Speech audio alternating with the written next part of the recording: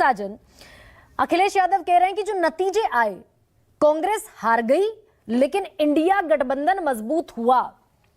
ये सुनील साजन कैसे समझाएंगे कि कांग्रेस की हार ने इस गठबंधन को मजबूत कर दिया? देखिए गरिमा जी, हमारे नेता माननीय अखिलेश यादव जी ने एक बात कहा कि ठीक है, राज्यों में कांग्रेस हार गई, लेकिन हार के बाद राजनीति में बहुत कुछ अपने आप में सुधार करने की गुंजाइश होती है। हार से राजनीति में बहुत कुछ सीखा जाता है, कहां गलतियां हुई, कौन सी रणनीति गलत रही, कौन सा बयान गलत रहा, कौन सा व्यवहार गलत रहा, हम किससे नहीं बात कर पाए या किससे बात करनी चाहिए थी, या कहां हम फेल हुए। तो मुझे लगता है कि हार के बाद एक नई उम्मीद जगती है और एक नई ताकत के साथ राजनीतिक लोग या हम समाजवादी लोग हार से भी बहुत कुछ सीखते हैं और एक ऊर्जा लेते हैं कि ठीक है, एक नए संकल्प के साथ एक नई चुनौती को स्वीकार करेंगे। तो क्या सुनील साजन ये सीखा आपने? क्या जो मतभेद मनभेद नजर आए, आपने कांग्रेस को बीजेपी की बी टीम बता दिया, तो क्या ये सीखी समाजवादी पार्टी की कांग्रेस की बी टीम बीजेपी की बी टीम नहीं है कांग्रेस? ये आपके लिए भी लर्निंग रही क्या? जी, हम समाजवादी लोग हैं, हमारा लक्ष्य देश को बचाने का है, देश के संविधान को बचाने का। अब आप कहेंगे कि लोकतंत्र में 3 राज्य जीत गई है बीजेपी।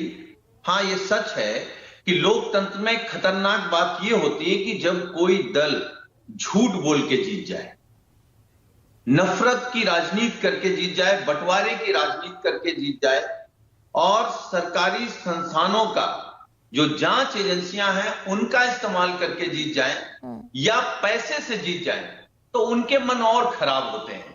लेकिन अभी आप एक सवाल राजीव रंजन जी से कर रही थी कि भाई आप कैसे लड़ेंगे या अलग अलग मतभेद हैं। तो ये जो इंडिया गठबंधन है ना गरिमा जी, ये बिल्कुल वही इंडिया है जो अंग्रेजों से आजादी के लिए लड़ रहा था।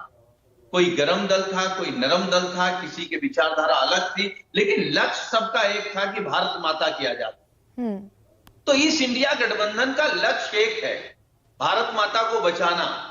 तो यूपी में कितनी सीटें दे रहे हैं सुनील साजन? 80 सीटों पर पिछली दफा। ठीक है, बहन बेटियों को बचाना। ठीक है, पिछली बार कांग्रेस 80 सीटों पर लड़ी थी उत्तर प्रदेश में, तो इस बार आपने पहले ही डिक्लेयर कर दिया कि भाई हम देने वाले हैं, हम लेने वाले नहीं है।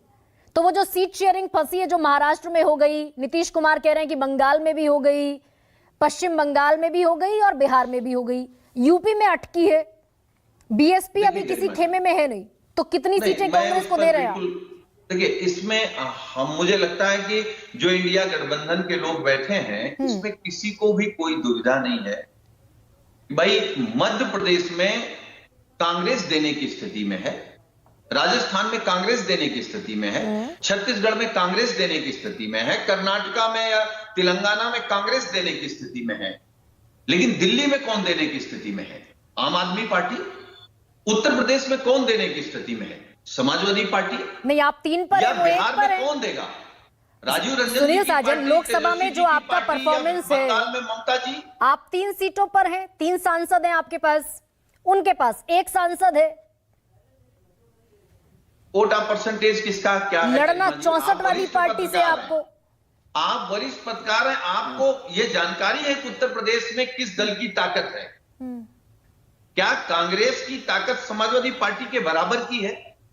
लेकिन हम क्योंकि इंडिया गठबंधन में हैं, हम अपनी ताकत अपने सहयोगियों की भी ताकत समझते हैं। तो कितनी सीटें कांग्रेस कैसी हो, उनका व्यवहार कैसा हो, यह अलग का विषय, ये उनको तय करना है। मुझे लगता है हार के बाद बहुत कुछ चीजें जो कांग्रेस का राष्ट्रीय नेतृत्व है, जो चाहता है कि इंडिया गठबंधन ही भाजपा को हराए, वो शायद अपने छोटे नेताओं पर लगाम लगाएगा। तो इसलिए कोई दुविधा नहीं है, भाजपा को हराएंगे। ये जो बचे 100 दिन है, ये सच है कि दिन कम है, चुनौतियां बड़ी हैं। तो इस कम दिनों में बड़ी रणनीति बना करके कैसे देश को बचाना है, देश की अर्थव्यवस्था बचानी है, देश का जो सामाजिक ताना बाना है वो बचाना है। और हम आप सब जान रहे हैं कि देश में क्या क्या संकट है। तो 100 दिन चुनौती बड़ी, सुनील साजन।